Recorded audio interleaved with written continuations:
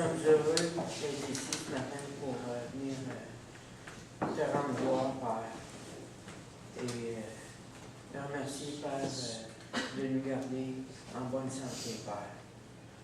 Nous te remercions, Père, d'avoir pris soin de nous tout au long de la semaine, Père. Te demandons aussi de prendre soin des malades qui ont besoin de toi, Père. Et de prendre soin de tous ceux, Père, qui sont venus t'adorer. Te demandons aussi d'être avec tous ceux qui vont venir, qui ne sont pas ici, Père. D'être avec eux, Père. Merci, Père, d'être avec nous dans tout ce qu'on entreprend, Père. Nous te remercions au nom de ton Fils Jésus. Amen. Amen. Ok, c'est de la place là.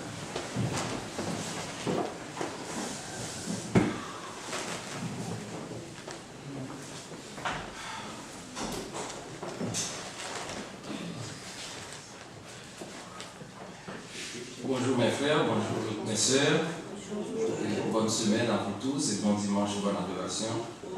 Et nous remercions le Seigneur pour ce beau matin, le premier jour de la semaine, un rendez-vous dont nous, les chrétiens, nous avons. Et ça, sous aucun prétexte, nous n'avons pas le droit de nous manquer, sauf pour des urgences vraiment. Parce que Dieu sait toutes choses. Et si nous avons la vie, nous avons la santé, c'est une des grandes bénédictions de Dieu. Et ce matin, ce dimanche, c'est un peu spécial puisque ça coïncide avec la grande assemblée générale de l'Église, ce qui nous fait d'aller un petit peu, pas comme d'habitude, pour pouvoir laisser le temps à l'Église de discuter des sujets concernant l'Église. Et ce matin, en fait, nous allons voir un sujet avec lequel l'Église s'habitue et généralement tous ceux qui font partie de l'Église, de l'Assemblée des Saints, de l'Église du Seigneur, l'Église de Jésus-Christ, en fait, ça fait partie de notre credo, et de notre essence même. C'est le culte de l'adoration. Et le culte que nous rendons à notre Seigneur chaque premier jour de la semaine, nous avons un cheminement à faire. Nous avons des règlements, en tout cas bibliques, à suivre, et que pour que nous soyons dans la volonté de Dieu et toujours marcher, comme la Bible dit, nous sommes édifiés, en fait, sous le fondement des apôtres, Éphésiens chapitre 2, le verset 20. C'est le culte chrétien dont on va parler selon la Bible. Et nous savons que l'Église dont nous faisons partie aujourd'hui n'est pas née en 2018. L'Église n'est pas née avec vous et moi. L'Église a environ 2000 ans. Et l'auteur, c'est Christ. Mais Christ a légué cet héritage aux hommes. C'est le canal par lequel toute âme vivante qui veut voir Christ face à face doit passer par là. Et comme dans toutes les familles, il y a des règlements, il y a des principes. Dans la famille de Dieu, Jésus n'a pas délaissé son Église et que les hommes déterminent quelle est la bonne marche, quelle est la route pour l'Église. En tant qu'auteur, propriétaire, responsable, il a fait une description de ce que l'Église doit faire. Et surtout pour un jour comme le premier jour de la semaine.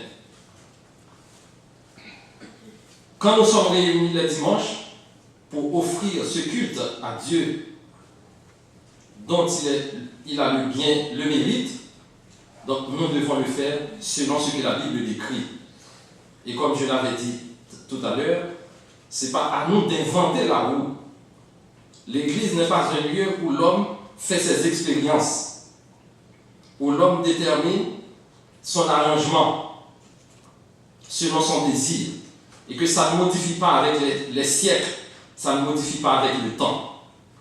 Ça reste, c'est immuable, c'est stable, puisque l'auteur est stable. Donc vous et moi, quand nous avons un édifice, après quelques 10 ans, 20 ans, nous imaginons qu'il faut des modifications, il faut moderniser ça. Mais l'Église du Seigneur, dont nous sommes membres, eh bien, c'est établi depuis 2000 ans, et puis il n'y a rien à ajouter, il n'y a rien à enlever. Tous ceux qui le font selon leur manière et ne sont plus dans la volonté de Dieu. Nous n'avons pas à discuter là-dessus. Donc le culte d'adoration des chrétiens qui devrait être offert à Dieu, il y a des lignes, des règlements, des principes. Et nous savons très bien que quand nous sommes réunis le dimanche, pour le culte, nous commençons par les cantiques. Ce n'est pas quelque chose que nous avons inventé. C'est décrit dans la Bible. Et nous, en tant que chrétiens, parce que Paul a dit, nous devons être capables d'expliquer la raison de notre foi. Parce que si nous sommes chrétiens, la foi, ce n'est pas la naïveté. C'est-à-dire que nous devons être sûrs de savoir pourquoi nous croyons en Christ et comment nous croyons en lui. Et nous devons être capables de défendre notre foi.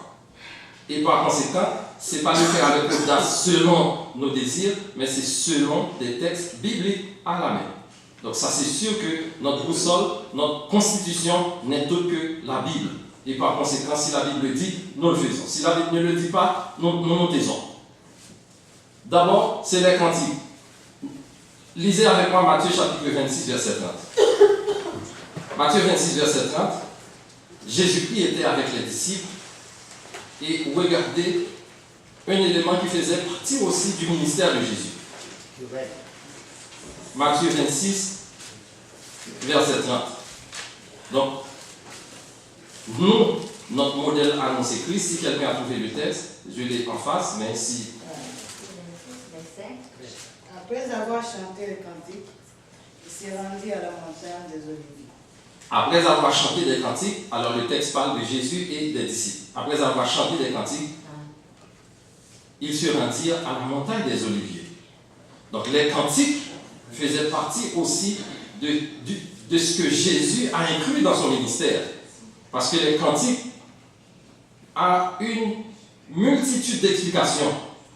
Il y a quelqu'un qui a dit que chanter, c'est prier 2 fois. Vous ne saurez imaginer que, même si nous ne sommes pas l'auteur des textes que nous chantons ici, mais quand nous chantons, nous empruntons, en fait, ces textes pour exprimer nos désirs, pour exprimer nos vœux, exprimer nos sentiments, nos cœurs, notre foi à Christ. Et si vous n'avez pas encore fait cette expérience, je vous invite à le faire. En fait, et que l'un des meilleurs moments de la vie d'un chrétien dans un culte d'adoration, c'est les cantiques constituent vraiment un tableau extraordinaire. Parce que tout ce que vous n'avez pas d'explication, ou bien vous n'avez pas de mots pour l'expliquer, vous pouvez trouver ces mots, en fait, dans un texte de chant. Colossiens chapitre 3, le verset 16. Vous pouvez le vérifier, mais je vais le lire. Colossiens chapitre 3, le verset 16, apôtre Paul dit que la parole de Christ habite parmi vous abondamment. Instruisez-vous et exhortez-vous les uns les autres en toute sagesse, par des psaumes, par des hymnes, par des cantiques spirituels, chantant à Dieu dans vos cœurs sous l'inspiration de la grâce. Il y a 2 façons de chanter. On peut chanter, ça peut venir tout simplement de la bouche, mais ça peut être puisé profondément du cœur. Et quand ça vient du cœur, ça explique l'expression de la personne qui chante. C'est ces mots. Parce que les textes qui sont écrits, quel que soit le livre en question, on peut s'approprier de ça. Parce que les mots, des fois vous avez des sentiments, vous avez des difficultés à trouver des mots pour faire l'expression. Mais vous pouvez toujours emprunter exactement les mots de quelqu'un, d'un auteur, d'un texte. Et à partir de ça, vous dites, ah bon, c'est ce que je voudrais dire, c'est ce que je voudrais exprimer. Et Paul, il a écrit à l'église de Colosse en disant que chanter sous l'inspiration de la grâce, exprimer, en fait, instruisez-nous et exhortons-nous en toute sagesse par des psaumes, par des hymnes spirituels, par des cantiques. Nous devons chanter à Dieu dans nos cœurs sous l'inspiration de la grâce. Parce que le chant constitue aussi, ça pourrait faire partie d'un sous-ministère de l'Évangile. Et dans les dons que le Saint-Esprit donne, distribue comme étant l'administrateur des dons, et il y a vraiment des frères ou des sœurs à qui le Saint-Esprit a confié ce don.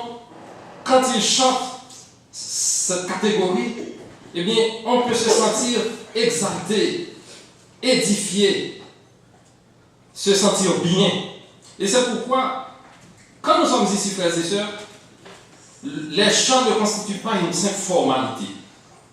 Et c'est bien malheureux pour quelqu'un qui pourrait penser que, eh bien, le meilleur moment du culte, c'est seulement la Sainte Seine. Donc, si vous le pensez ainsi, vous n'avez pas compris l'œuvre de Dieu, vous n'avez pas compris le culte de l'adoration. Parce que les cantiques nous mettent en contact direct avec le Créateur, celui à qui nous devons offrir ce culte. Et comme David a dit, on devrait offrir à Dieu ce qui nous coûterait rien. Comment offrir à Dieu quelque chose qui n'a aucun sens, qui n'a pas de prix? Et le prix, vous savez que c'est quand ça vient du cœur, quand vous donnez vous-même. Et ceci, même en écoutant quelqu'un chanter, on peut sentir est-ce que ça vient du cœur. Et c'est pourquoi l'Église doit prendre ça très très très au sérieux, d'harmoniser les notes quand nous chantons, parce que ce Dieu à qui nous offrons le culte d'adoration ne va pas accepter quelque chose de rabâché. Et c'est pourquoi, quand on vous demande de chanter, vous ne chantez pas pour le plaisir du directeur des chants. Donc vous êtes ici pour adorer Dieu. Sachez que les chants font partie de l'adoration, de votre adoration.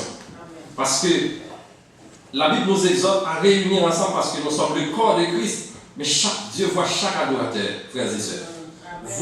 Votre façon de chanter ne va pas se mélanger avec la façon dont frère Frédéric chanter. Donc si vous pensez que vous chantez pour plaire ou méplaire à celui qui s'assit à votre droite ou à votre gauche, détrompez-vous. Nous sommes ici pour chanter sous l'inspiration de la grâce, pour offrir un culte agréable à notre Dieu. Amen. Parce que lui, il nous a donné tout ce dont il a de meilleur. Il y a un prédicateur une fois qui a dit que, regardez, je vais prendre une chose très simple pour comprendre comment Dieu nous respecte. Une mangue. Dieu a mis une enveloppe pour que aucune chose vraiment de mauvaise n'y pénètre. C'est-à-dire qu'on peut prendre un fruit, on le mange en toute sécurité. Mais c'est Dieu qui l'a fait aussi. Et c'est pourquoi nous, quand nous offrons quelque chose à ce Dieu, nous devons le faire vraiment de la meilleure manière ou du meilleur moyen dont nous pouvons le faire dans notre petitesse. En Éphésiens 5, le verset 19, Paul reprend le même texte. Entretenez-vous par des psaumes, par des hymnes, par des cantiques spirituels, chantant et célébrant de tout votre cœur les louanges du Seigneur. Frères et sœurs, pour mieux chanter ici, c'est pas ici qu'il faut apprendre à chanter. Dieu vous a donné, en fait, le fait de faire partie de la famille de Dieu. Une fois Frédéric a parlé de ce qu'on appelle l'église qui se trouve dans la maison. Je ne vais pas y revenir, mais je dois vous dire que vous êtes la créature de Dieu, vous êtes l'enfant de Dieu, l'enfant légitime de Dieu, et que vous êtes ambulant, vous vous déplacez, eh bien, à quel que soit l'endroit où vous vous trouvez, vous vous déplacez avec toute votre armada au Christ. C'est-à-dire que les cantiques dans vos cœurs. Si vous n'avez pas encore fait expérience, je vous invite à le faire, de dormir avec un cantique pendant toute la soirée. Même au plus profond de votre sommeil, vous chantez encore dans vos cœurs. Et ceci, ça nous rapproche. Parce que vous pouvez lire la Bible, mes frères et sœurs. Si vous ne cherchez pas le meilleur moyen de vous connecter à Dieu. N'importe quel lecteur lit la Bible. Il y a des gens qui ne croient pas la Bible, qui aiment lire. Mais attention, frères et sœurs, connectez-vous à Dieu par tous les moyens. Et l'un des moyens pour vous connecter à Dieu, les hymnes, les cantiques spirituels, c'est meilleur. Et pour continuer, pensez à quelque chose qui s'était passé dans la Bible. Et que Josué avait envoyé quelques espions lorsque le peuple d'Israël devait escalader, en fait, Jéricho. En voyant les géants, c'était une tâche impossible, difficile. Mais pour raccourcir l'histoire, il y a eu une très grande muraille qui séparait la ville de Jéricho avec l'espace où le peuple de Dieu se trouvait. Et que Dieu devait donner cet espace au peuple d'Israël. Ils devaient traverser en tout cas. C'était leur chemin, leur parcours. Eh bien, vous savez qu'est-ce que Dieu a dit à ce peuple pour faire tomber cette muraille. Qu'est-ce qu'ils ont fait? Ils ont chanté des cantiques en faisant cette tour du muraille. Voici donc comment la muraille était déversée. C'est-à-dire qu'il y a la puissance dans les chants. Il y a la puissance dans les cantiques. On peut faire transporter les montagnes avec des cantiques. Si vous avez ce don, si vous voyez que Dieu vous a donné une meilleure façon de chanter, et quand vous chantez, les autres édifient, exercez votre ministère. Amen. Proverbe chapitre 30, verset 5-6, Apocalypse chapitre 18, verset 19. Pour essayer d'embellir le culte de Dieu, avant je disais que Jésus n'a pas laissé son église de manière orpheline. Il a établi des règles. Mais comme les hommes, dans leur sens, de manière générale, cherchent à embellir les choses, parce que le monde évolue, on dirait que l'église évolue. Le monde évolue, on dirait que les principes se modifient. L'utilisation des instruments de musique dans le culte chrétien n'est mentionnée nulle part dans le Nouveau Testament. Le faisant constitue un ajout, selon Apocalypse 22, verset 18. Maintenant, si vous me demandez la question, est-ce que l'instrument de musique est biblique? Je vous répondrai oui. Si vous me demanderez, est-ce que la Bible a parlé de la musique, des instruments? Je vous dirai oui. David a chanté. Si vous me demandez, est-ce qu'un chrétien peut être un instrumentiste? Je vous dirai oui. Allez à l'université, apprenez la musique comme vous voulez. Mais la prescription que les instruments devaient être utilisés dans le culte chrétien, ça se trouve nulle part dans la Bible. Ce n'est pas un péché selon moi, et ceci, personne ne peut utiliser un texte biblique pour dire qu'un chrétien ne peut pas être un instrumentiste. Si vous pouvez jouer du violon, allez-y, mais pas dans le culte où l'on offert à Dieu. Ça veut dire que si on pense que nous diabolisons les instruments, nous ne le faisons pas. Mais c'est que la Bible ne nous permet pas de l'utiliser dans le culte chrétien. Et on le fait pourquoi? C'est pour essayer de faire réveiller les gens, on dirait que qui sont déconnectés. Mais, frères et sœurs, les chrétiens primitifs étaient connectés avec des cantiques à Dieu sans des instruments. Amen. Moi, j'ai vu des assemblées où, lorsqu'on chante avec des instruments, la salle est quasiment full, remplie. Une fois qu'on arrête pour passer à d'autres choses, la majorité s'en va. Donc ça, c'est quelque chose qu'on utilise pour capter l'attention, pour attirer les hommes. Et ceci, Jean dit en Apocalypse chapitre 22, verset 18, c'est quoi ça? C'est un ajout. Matthieu 22, verset 29, Jésus leur dit, vous êtes dans l'erreur parce que vous ne comprenez ni les Écritures, ni la puissance de Dieu. Donc, celui qui prend sous sa responsabilité d'embellir le culte chrétien à sa manière, en utilisant des instruments dans le culte est en dehors de la Bible. Et le Nouveau Testament appelle ça ajout. Et si vous faites un ajout ou bien si vous retranchez quelque chose, là vous êtes hors de la grâce. Deuxième élément qui constitue le culte chrétien, c'est la prière. Romains chapitre 8, verset 26-27. Cherchez ce texte. Et comment Paul a écrit aux Romains, à l'église de Rome. Romains chapitre 8, verset 26 et 27. Et quelqu'un d'autre cherche Éphésiens 6, 18. Quelqu'un d'autre, 1 Timothée 2, 8. Je reprends 1 Timothée 2, 8, Romains 8, 26, 27, Éphésiens 6, 18.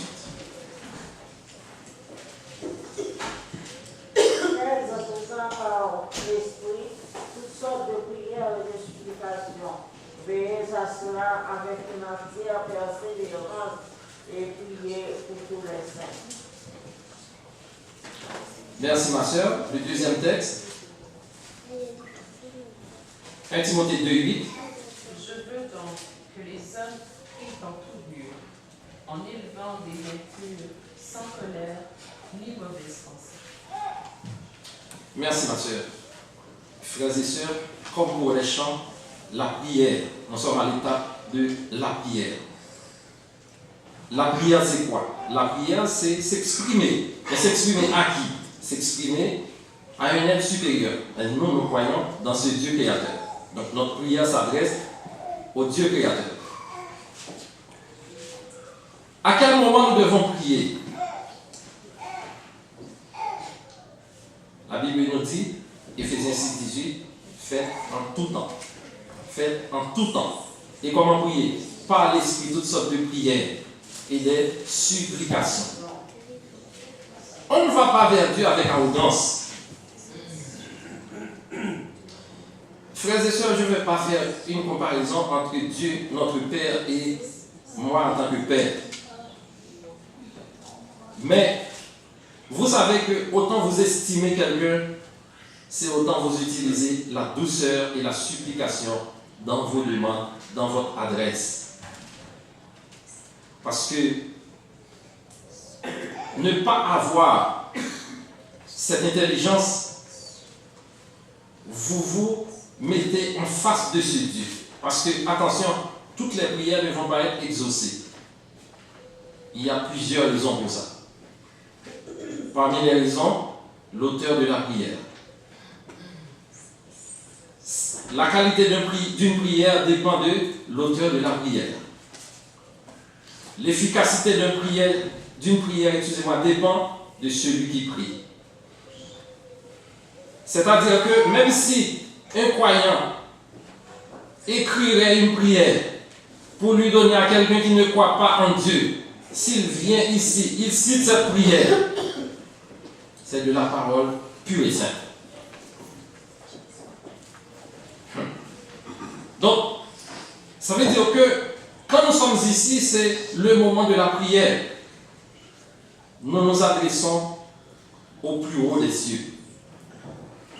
Et par conséquent, ce Dieu pour qui nous avons la crainte et le respect, quand nous lui parlons, autant que nous pouvons, autant que cela dépend de nous, nous devons nous mettre dans une situation où nous nous baissons même plus bas que la terre. Parce que comme je vous ai dit tout à l'heure, l'efficacité de la prière dépend de qui? Dépend de la foi de celui qui prie. Dépend de la crainte de celui qui prie. Dépend du respect de celui qui prie pour son Dieu. Amen. C'est pas les mots, c'est pas les phrases, c'est pas le langage, c'est pas la langue. Parce qu'on peut prier en s'exprimant par des gestes, par des signes. Les sourds muets, ils peuvent prier et ils prient et Dieu les comprend. Quand on est dans le culte et qu'on demande à quelqu'un de passer par devant pour faire la prière, il s'adresse à Dieu au nom de toute l'assemblée. L'assemblée peut l'écouter, la personne qui prie, mais aussi vous, parce que Et le monopole de la prière n'est donné à personne. Comme si on dit que quelqu'un, quand il prie, c'est lui qui va faire exaucer vos demandes devant Dieu. Attention, vous pouvez vous emmener vous-même devant Dieu, mais ça dépend de votre état avec lui. Quand quelqu'un prie au nom de l'Église, il prend tout ce que vous avez et qu'il les met dans un panier et il les transporte vers le trône de la grâce. Donc par conséquent, ça demande une attitude de prière, vous de l'Assemblée. Quelle attitude? La Bible dit que notre Dieu, il est un Dieu d'ordre. Et par conséquent, l'Église doit savoir que quand on est en face de ce Dieu, quelle attitude adopter? Nous ne sommes pas des premiers-nés de l'Église, frères et sœurs. Alors, premiers-nés, pas dans le sens de la Bible, comme premiers-nés de la doctrine, je voudrais parler. C'est-à-dire que beaucoup de générations ont adoré ce Dieu avant nous. Et ils l'ont fait d'une manière. Et la Bible les rapporte, c'est-à-dire que leur adoration était agréée. Est-ce que nous offrons à Dieu des choses qui sont vraiment agréables, qui viennent de nous-mêmes? Donc la prière, c'est le moment où nous nous adressons à ce Dieu, mais il faut le faire avec absolument beaucoup de respect. Autant que vous estimez Dieu, c'est autant que Dieu, vous serez estimé par lui. Ce n'est pas vous qui allez faire de Dieu le Dieu, parce qu'il est Dieu n'est pas lui-même. Mais nous, ce que nous sommes, ou ce que nous serons, dépend de lui. Dieu peut vous abaisser, Dieu peut vous élever. Mais vous ne pouvez ni abaisser Dieu, ni l'élever. Il est déjà dans sa dimension en tant que Dieu. Et par conséquent, c'est à vous d'essayer de vous élever auprès de lui. Et autant que vous avez l'idée, vous voulez vous élever, Dieu vous élèvera. Alors je parle en termes d'adoration.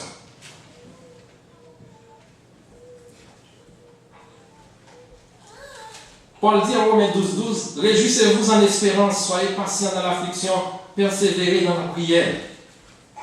Nous faisons la prière parce que partout où nous sommes, la prière c'est notre arme de communication avec Dieu. C'est cette façon dont nous supplions notre Dieu.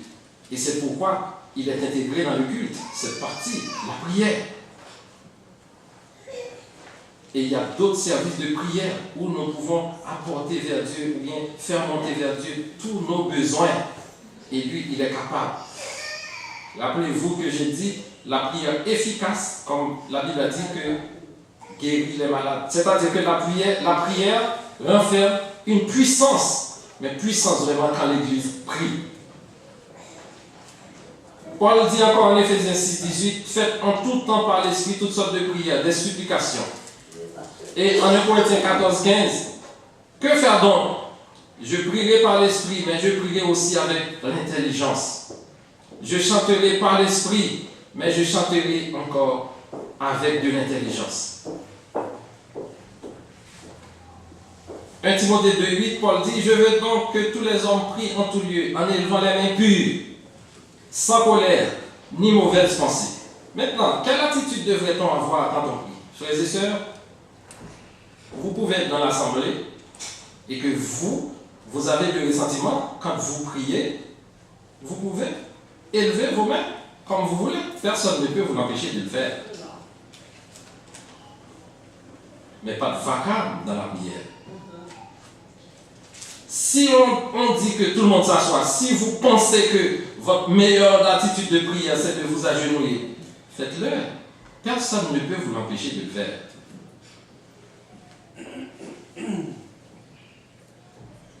Et troisième étape, c'est la Sainte Seine ou le repas du Seigneur. Alors, cette étude, je l'ai fait parce que je me suis dit, mais chaque premier jour de la semaine, nous ne sommes pas les seuls dans le culte d'adoration. Nous avons des invités, nous faisons des choses. Mais est-ce que on reprend toujours? Pourquoi on le fait comme ça? Pourquoi nous les chrétiens? C'est ça notre raison de foi. Matthieu 26, versets 26 à 29. Pendant qu'ils mangeaient, Jésus prit du pain et après avoir rendu grâce, il le rompit et le donna aux disciples en disant, prenez, mangez, ceci est mon corps. Il prit ensuite une coupe et après avoir rendu grâce, il leur donna en disant, buvez-en tous car ceci est mon sang, le sang de l'alliance qui est répandu pour plusieurs, pour la rémission des péchés. Et je vous le dis, je ne boirai plus désormais de ce fruit de la vigne jusqu'au jour où j'en boirai de nouveau dans le ciel avec vous. Et en Actes 20, verset 7, des textes connus, le premier jour de la semaine, l'Église était réunie, les apôtres étaient réunis pour rompre, pour casser le pain. Et en 1 Corinthiens 28, verset 29, que chacun de vous s'éprouve soi-même et qu'ainsi il mange du pain et boive de la coupe. Car celui qui mange et boit sans discerner le corps du Seigneur mange et boit un jugement contre lui-même. Ça, c'est la prescription que la Bible donne pour être à la table du Seigneur. Mais qui sont invités?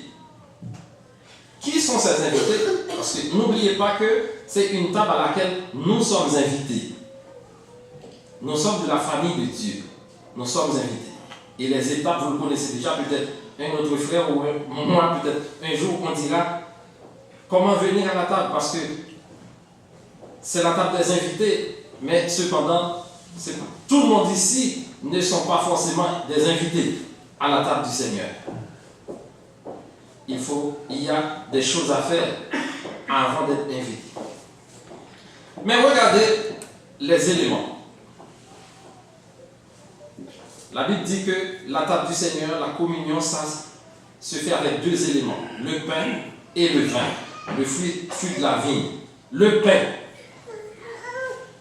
on peut, selon son goût, on peut trouver des pains avec des goûts diversifiés dans le monde.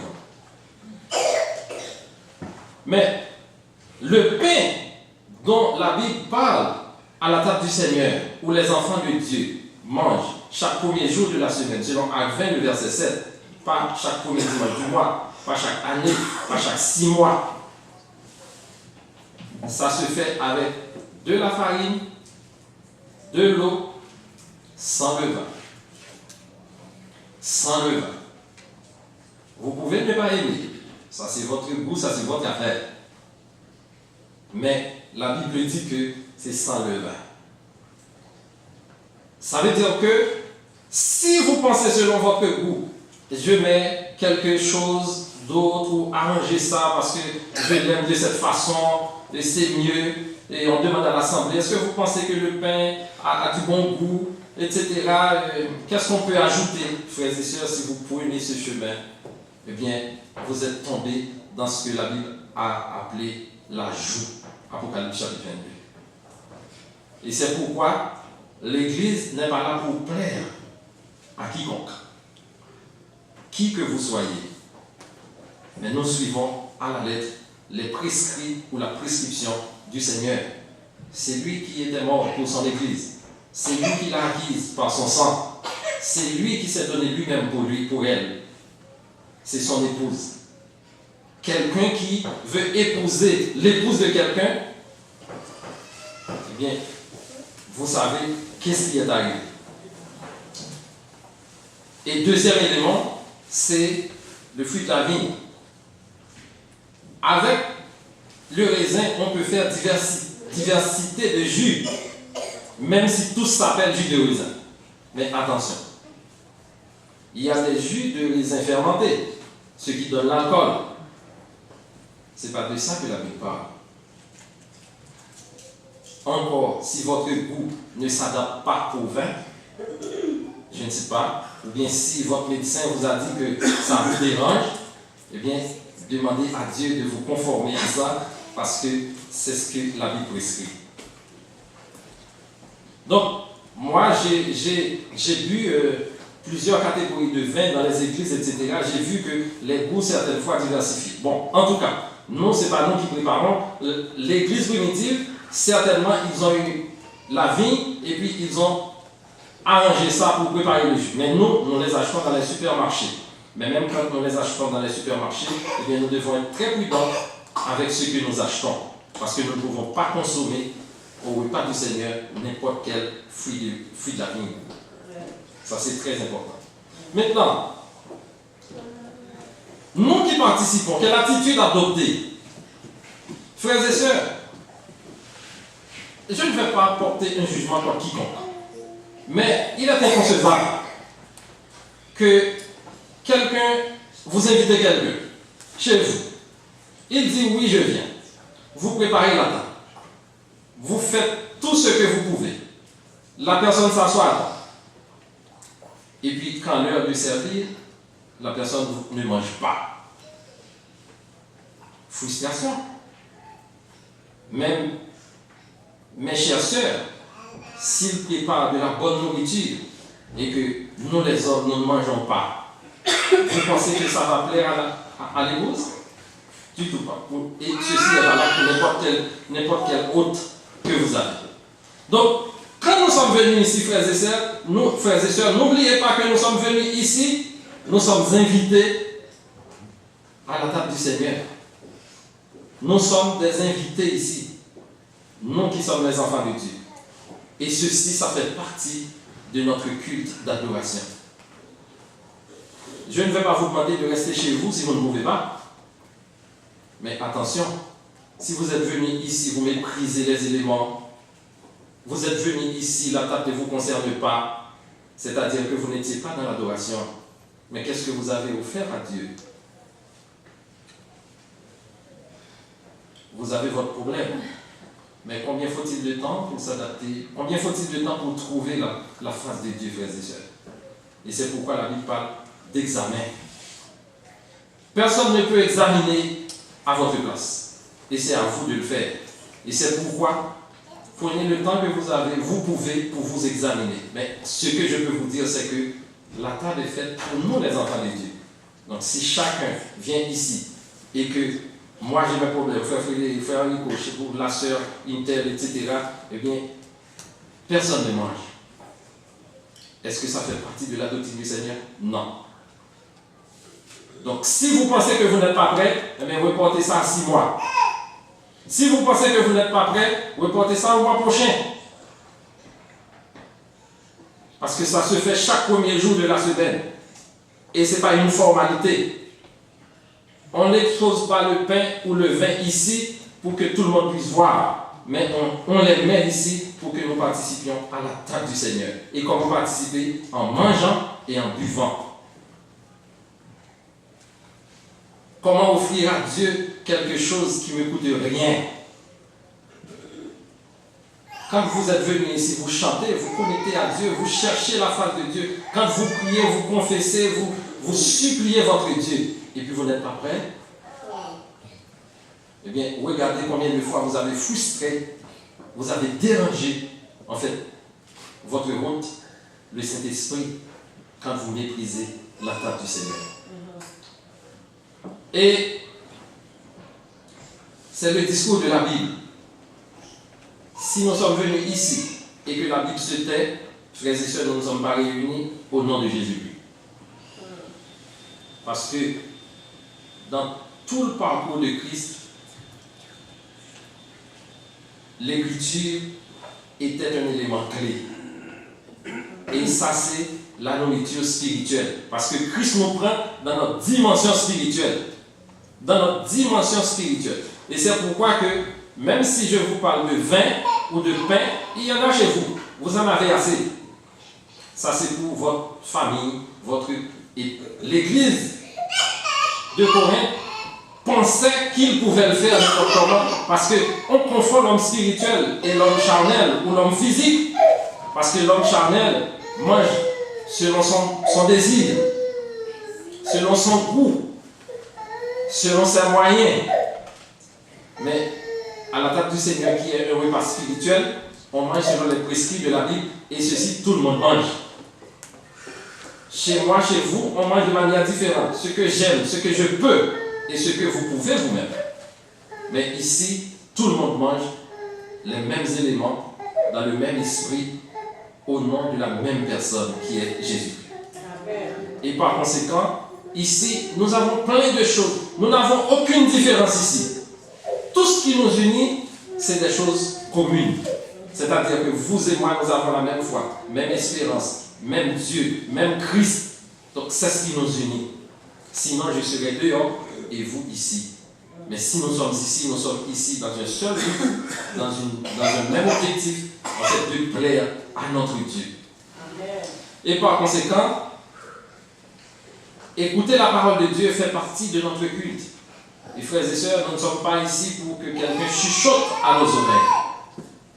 Et si vous sentez mal à l'aise avec quelqu'un qui parle tout près de vous, quand c'est le culte d'adoration, si vous ne pouvez pas le faire taire, déplacez-vous parce que vous êtes venus ici pour plaire à votre Dieu.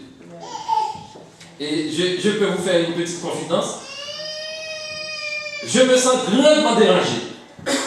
Et quand je m'assis ici, soit ma femme, peu importe qui, ou les enfants, j'ai quelque chose à vous expliquer. Ça me dérange grandement parce que je ne veux pas entendre autre chose que la parole de Dieu ou bien chanter et prier. C'est pourquoi je viens ici. Ce n'est pas trop long.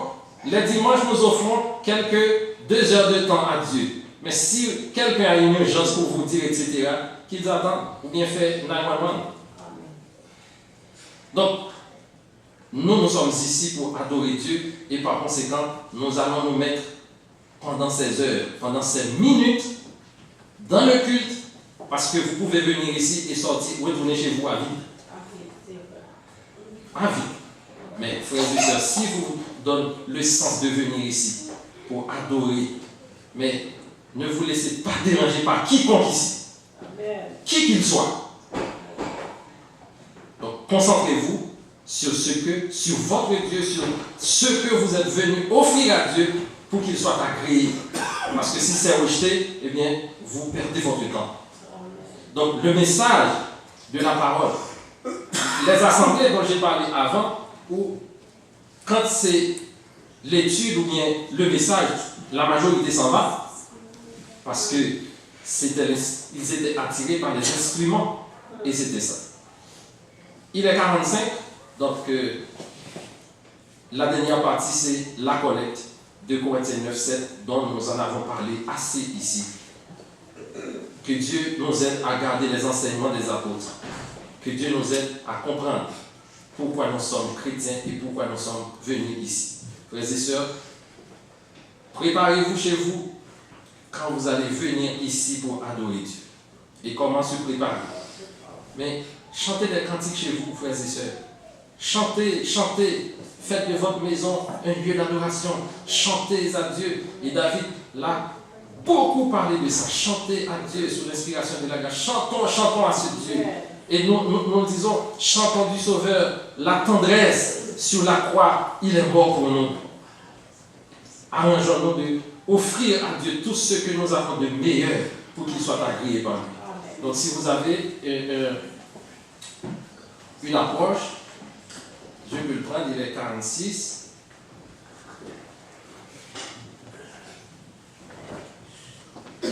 N'oubliez pas que dans le culte, oui, mon frère. Oui, je voulais juste ajouter que la collecte, justement, ça tombe bien parce que c'est le thème pour les enseignements et les prédications pour le mois prochain. Okay. Donc, nous allons aborder l'importance de ce service qui est la communion que nous avons en mettant tous ensemble ce que nous avons. C'est ça. Selon Acte 2, l'Église primitive l'avait fait. Donc ça faisait partie intégrante. Donc si vous n'avez pas de questions, je vous remercie d'avoir participé à l'enseignement de ce matin. Que Dieu vous garde et bénisse le culte d'adoration de ce matin. Bonne adoration. Amen.